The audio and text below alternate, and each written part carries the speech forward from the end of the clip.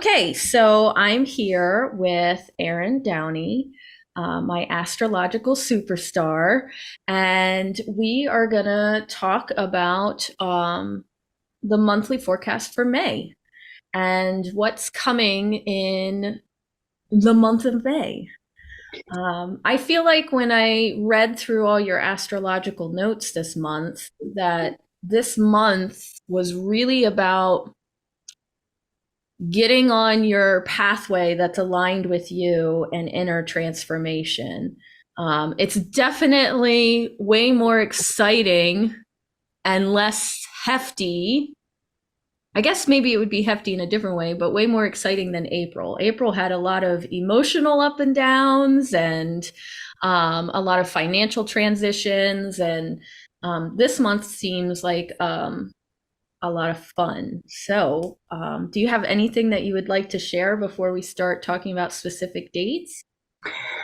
I guess the overarching thing for this month is the first 3 weeks or so. It's going to be a lot of introspection, a lot of things being revealed to you, and again, like you had mentioned, where it is that your path is supposed to be taking you. The end of the month, I think, is going to be a really good time for any projects, creative pursuits. So once we get past, the rough transits, and like I said, the first 3 weeks, I think the end of the month is looking really good. Right. And it's all perspective, right? Because to me, that seems much more exciting than like the ups and downs we had last month. But then, like, some people probably would find this very tedious, all the introspection and the inner work. But to me, like, I'm really excited about that. And I'm really excited at things um, kind of getting more slated and more in line, like almost like with your soul, like because a couple times in the notes you mentioned fate, like your fated path. Hmm. So it's really like the pathway that your soul set up. So we started this month opening with May Day and Beltane, and we almost immediately then go into a full moon lunar eclipse. So is there anything special that you would like to share about that bulk of time, especially the lunar eclipse? So we're in between eclipses right now, and that's it's really a time where you're trying to figure out what the eclipses mean for you specifically. So, where the solar eclipse was kind of the push to start something, the lunar eclipse is going to be really like a shedding of the skin. One of Scorpio's animal representations is a snake. And so, if you think about a snake, they shed their skin so that they can continue to grow. And that's really what this lunar eclipse is all about. When I say the introspection, you're going to be looking inwards to figure out what serves you, what is right for your path now, what you have in place that probably suited you previously, but you've outgrown, so Mm. you can shed that skin and then continue on your path forward. And I just really want to quickly, I kind of just want to get your insight and your thoughts on this because I've asked multiple people about this, but in your notes, you talk about the veil being thinner. And there seems to be like multiple beliefs out there, like the veil is thinner on equinox, the veil's thinner in between. And as you know, unfortunately or fortunately, the veil just doesn't exist for me. So I was curious, like, from your perspective, what is it like when the veil is thinner? And what's interesting about your notes is you kind of put it kind of in the middle because that's what we're between is the equinox and the solstice, correct? Correct. So really there's 2 points where people say that the veil is thin, and that is the Celtic Beltane, which is 15 degrees when the sun is at 15 degrees of Taurus, and Samhain, which is 15 degrees of Scorpio. This eclipse is falling at that point, which kind of makes this a big deal. So everybody celebrates Beltane as May 1st, but it really doesn't astrologically happen until May 5th this Mm. year. And if you look at, the astrology chart, in October, November, we celebrate Halloween on October 31st, but it doesn't really fall until usually November 5th, 6th. So the ancient Celts, they didn't have, we have 4 seasons, we have, spring, summer, fall, winter. They really only went by 2 dates. They went by the Beltane point, which was the beginning of when they could start planting for their harvest to come up later on. And then they had their sowing point, which was the beginning of fall and winter. And so they would move at this point in the year, they would move their cows from, their winter fields into like wide open summer pastures. It was a very big transition point. And so I think that's why people consider these times to be where the veil is thin. And one of the things that I find really interesting, at least in my work and my personal work and working with clients, is if we're looking at that window, last year around Halloween, all the spiritual messages in the movement was that the matrix or the grid would be starting to turn back on and be back at full, which we really didn't see through the pandemic. Pretty much since November 2019, the grid and the matrix slowed way, way, way, way down. And so in October through November, we had this 2-3 week period where everything started turning back on. And then what's fascinating to me, even before I saw your astrological notes, is now for weeks I've been getting the date May 6th. Like everything, all these major cycles are officially coming to the end on May 6th, and the new beginning is officially starting. In energy, they kind of overlap. So it's really been ending for weeks now, and it's really been beginning for weeks now. But Spirit is acknowledging that May 6th is like a big day. And so that comes right after the lunar eclipse. But then additionally, May 6th is what you have notated as the beginning of a major transit point that lasts till May 13th, correct? Correct. So it's the exact conjunction of the sun and Uranus. So as we had explained before, there's a buildup of energies. The Uranus is sitting at about 18 degrees of Taurus right now, and the sun is approaching it. May 9th is the exact conjunction. And so you'll feel that energy build up starting on the 6th. And after the 9th, it'll be like a slow release. So almost when you have astrological transits, I always think of it like a balloon. You're blowing it up till it reaches full, and then you're letting the air out of it. And that's how astrology transits really work, is there's a slow buildup and then a slow release. I like that. And I like the imagery of that too, because sometimes like our brains get really fixated on like I just said, like clear end dates, clear beginning dates. But when you're dealing with spirit and you're dealing with energy, it's actually like a slow evolution. The ending is taking a while, the beginning is taking a while, and they overlap and they naturally fall into each other. It's never like a definitive date. The definitive date is more for your brain to mark down something, but the actual experience of it is in an evolution, or that slow release, or that slow buildup. Right. So I'd like to briefly talk about Mercury retrograde.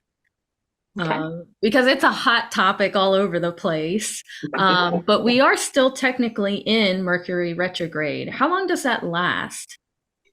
So Mercury retrogrades about 3 times a year, and each retrograde period lasts for 3 weeks.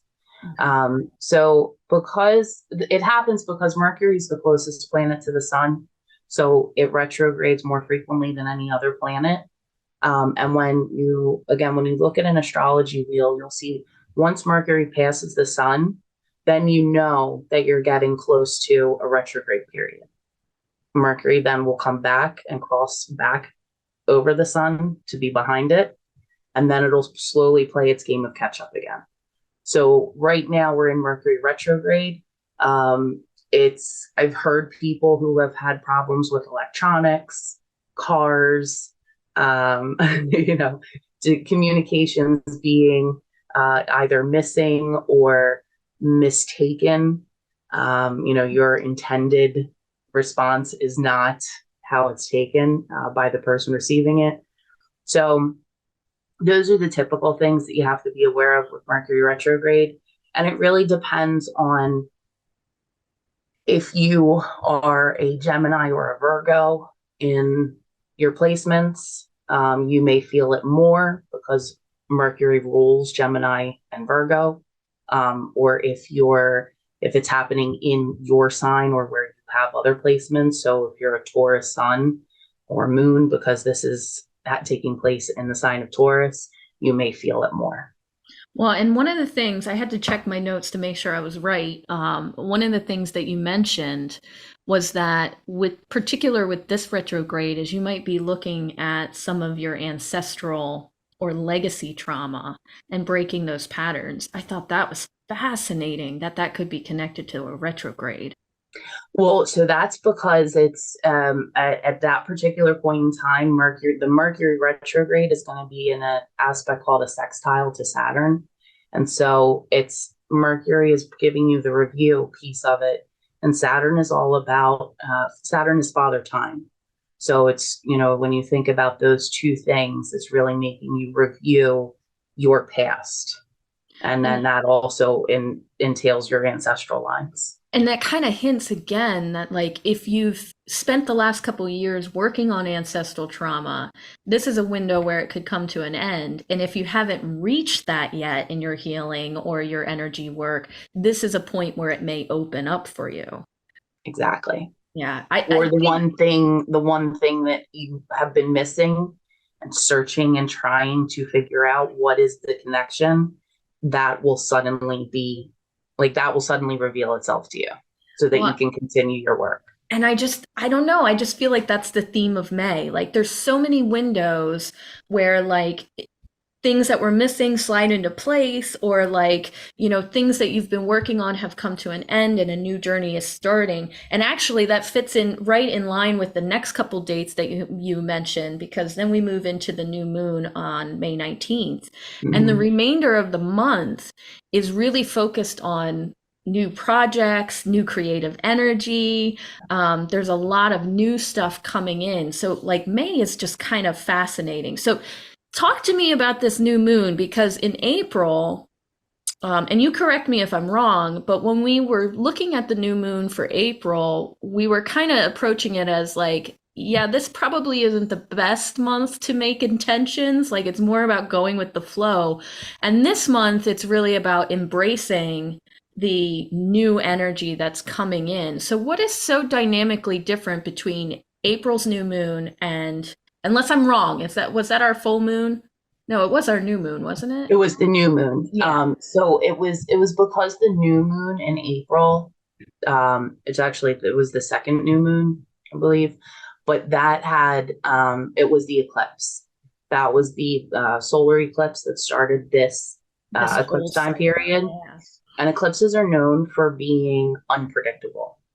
So really, when you're dealing with, and it was also at the last degree of Aries, which any 29-degree placement is considered a crisis degree, and kind of anything can be amplified or anything can happen. So it's, for all of those reasons, it was kind of expect the unexpected, and don't set your intentions, because almost with the same with Mercury retrograde, what you intend to set as your intention may happen, but the way it happens may not be, the good in between that you're hoping for, or it may not come to fruition the way that you are expecting it to.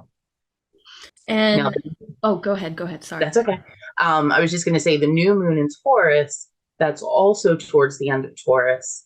But I think that's going to be it's because we're going to be a little bit past the eclipse period. That will be the close. The new moon in Taurus is going to be the close of the eclipse period cycle this time around, until later on in the year.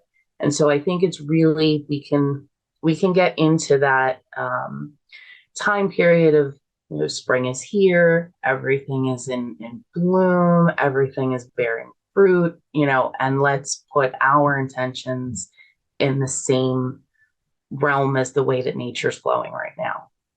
Absolutely.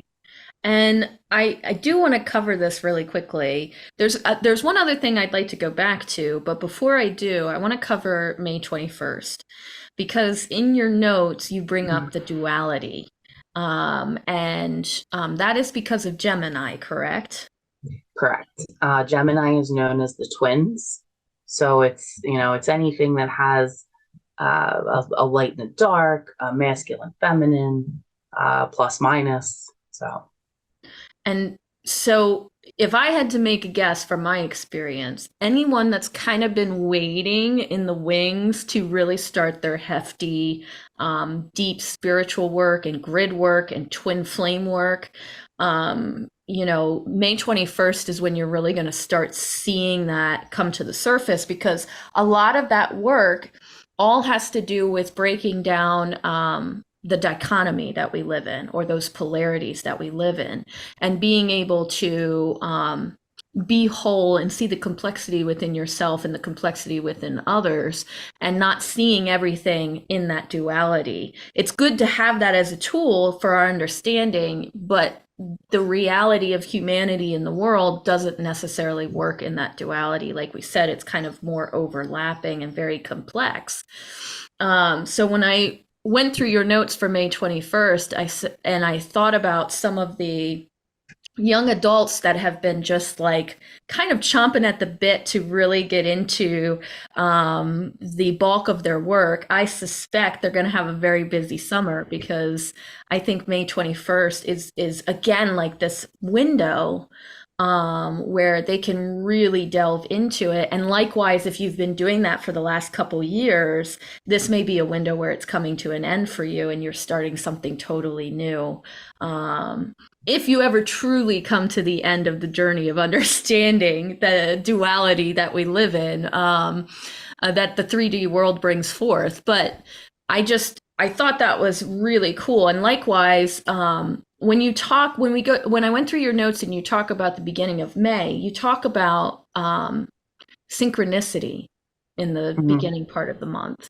And we're not even the second day in, and I've already had synchronicity nonstop. And I also associate synchronicity a lot to that deeper heart or soul work, because that's when you're getting to see spirit really play with that deeper level of work, and things are just lining up in front of you. And that kind of eludes that again, like you're in a window where it could be coming to an end or just beginning or both, depending on what you're doing. Um, so I don't know if the rest of the community is excited about May. Maybe they're like bracing themselves, but for me, when I read your notes, it just seemed very exciting, and it felt like you said, pieces that were missing are going to slide in and we're going to be able to get a hold of things that maybe we've been waiting a long time to get a hold of. And likewise, things that we've been waiting and hoping or exhausted from that would maybe come to an end are finally truly at that end point where our system can kind of box it away and move on to the next thing. Absolutely. I completely agree. Um, excited about the end of the month. So I think really we just have to brace ourselves for this eclipse coming up at the end of this week. And then as well, there's going to be a bit of a flashpoint between the 19th and the 21st. And that's because there's going to be a big T square with involving that new moon with Pluto and Mars. So I know in the notes I had mentioned that if, be aware of any overly aggressive behavior from yourself or others, and try to be of the mindset that this is a moment that will pass. And so if somebody's coming at you or you want to go at somebody, just say, okay, give me 3 days. Once 3 days has passed, then I will come back and we'll finish talking about this topic, or I'll come back and tell you where I really stand on a topic. But give yourself that time so that you're not making rash decisions or feeding into a paranoia that's just passing. And you have another moment where you mention, it might be the same moment. Do you have another moment where you mention that accidents are feasible and possible? Do you remember when that is? It's kind of like, That is also part of that Sun and Uranus. okay, so it's in the same Yeah, week. that May 6th to 13th time period. Okay, so those are back to back then. So we have that major transit point, and then we have the T. Did you call it the T It's square? a T square, yes. Yeah, right after. Y'all can tell that astrology is not my strong point, and that's why I have an astrological superstar. But it's been really exciting and kind of challenging in some ways to um, see how it all plays out, how the astrology plays such a huge part in the energy shifts and everything that's occurs on the grid and or the matrix. I don't know. It's been kind of exciting for me watching it play out. So It's definitely interesting how after doing this for a couple of months, we're seeing that there is, your suspicions were right and that there is an overlap to yeah, be able to provide a little bit of a heads up to the community as what to expect for the month ahead. right. And even as like I'm thinking back to when I was in art school, I was thinking, like, looking at May, like, if I had some of this knowledge, I would know then I really wouldn't start any new projects towards until towards the end of the month. So it does have a benefit across the board, and it's kind of fascinating. And I'm Mhm. incredibly grateful that you're sharing your wisdom and delving into everything with the community and with me because I do think it's nice to have a little bit of a heads up, but it's also kind of exciting to see what actually plays out or how it plays out in alignment with the stars or in maybe reaction to the stars and the stars alignment. Mhm. Um, so we do have like a window where we need to be aware, as you said, and then that end of the month, from a more physical standpoint, is a nice release, kind of us embracing almost the more summer and being outside, and as you stated, the more physical energy Mhm. um, that summertime brings. Absolutely. And I think that the way that this month ends is going to be a really nice segue into that true, summer feeling. Yeah. So I'm All right. looking forward to it. Is there anything else that you want to add? Anything else that you want to talk about before I let you go today? I think that's it. Those are the main, big pieces that we've kind of pulled out for this month with the astrology. So I just hope everybody has a great month. Yeah. And so you can visit TriLiaOnline.com. I will have the link down below the video. And we have a whole section dedicated to the monthly forecast. You can sign up for a newsletter so that you're aware when it comes out. We also have extra resources attached to the notes with different write ups, either in regards to astrology or the subtle energy healing perspective. And this month we have a little write up on working with that duality or our polarity energy that may come up later in the month. So thank you everyone for listening, and thank you, Erin, for spending some time with me today and sharing your astrological superstar-ness. Well, thank you for having me. Bye. Bye.